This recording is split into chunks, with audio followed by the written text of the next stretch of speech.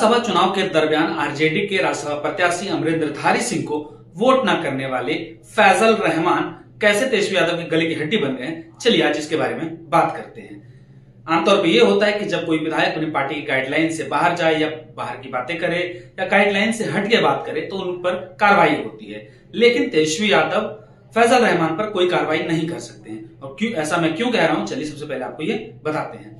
सबसे पहले आपको ये बताते हैं कि बिहार में टोटल 243 विधानसभा की सीटें हैं और इस बार 5 राज्यसभा सीटों के लिए चुनाव होना था।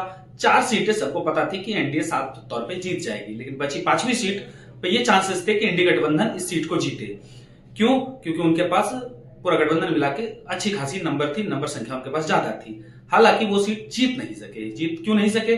पहले तो कांग्रेस के 3 विधायकों ने आरजेडी के प्रत्याशी के पक्ष में वोट नहीं किया कि वो अनुपस्थित रहे, और उसके बाद आरजेडी के एक विधायक फैजल रहमान ने भी वोट नहीं किया। हालांकि चुनाव के दिन उनका दिन भर इंतजार किया गया कि अब आएंगे, लेकिन फैजल रहमान नहीं पहुंचे। हालांकि अगले दिन वो आए और उन्होंने कहा कि उनकी मां की तबीयत खराब थी और वो दिल्ली में थे, इस कारण से वो वोट नहीं कर पाए। इसके बाद पार्टी में तरह तरह की बातें उठने लगी। लोगों को लगा कि अब तेजस्वी यादव इन पर एक्शन लेंगे, इन पर कार्रवाई होगी, लेकिन तेजस्वी यादव इन पर एक्शन नहीं ले सकते। एक्शन क्यों नहीं ले सकते, सबसे पहले आपको ये बता देते हैं।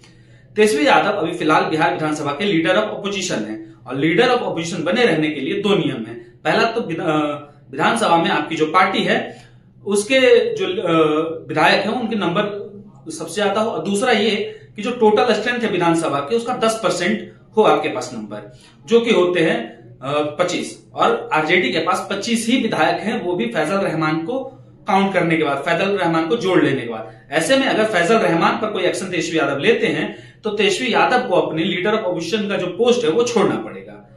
तो इसलिए मैंने ये कहा कि फैजल रहमान तेजस्वी यादव के लिए वो गले की हड्डी बन गए, जिसे ना तेजस्वी यादव निगल पा रहे हैं ना उगल पा रहे हैं। अब इस पर आपकी क्या राय है? आपको क्या लगता है, क्या फैजल रहमान पर तेजस्वी यादव कोई एक्शन ले सकते हैं?